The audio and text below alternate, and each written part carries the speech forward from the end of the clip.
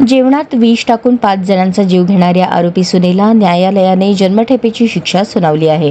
रायगडच्या महड गावातील ही घटना असून प्रज्ञा उर्फ ज्योती सुरवसे असे आरोपी सुनेचे नाव आहे. रायगडच्या महड गावातील एका घरात वास्तुशांती कार्यक्रमानिमित्त बनवलेल्या जेवणातून 86 जणांना विषबाधा होऊन 5 जणांचा मृत्यू झाल्याची घटना 2018 साली घडली होती.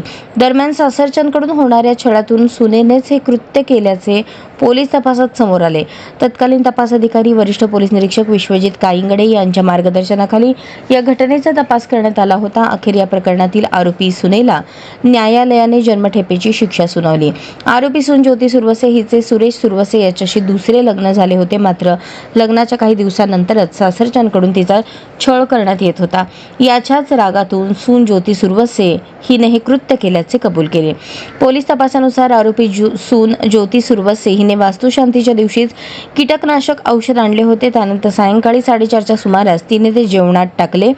ज्योती हिचा गावातील लोकांवरही राग होता म्हणून तिने हे पाऊल उचलल्याचे समोर आले होते. अखेर या प्रकरणातील आरोपी सुनेला न्यायालयाने जन्मठेपेची शिक्षा सुनावली.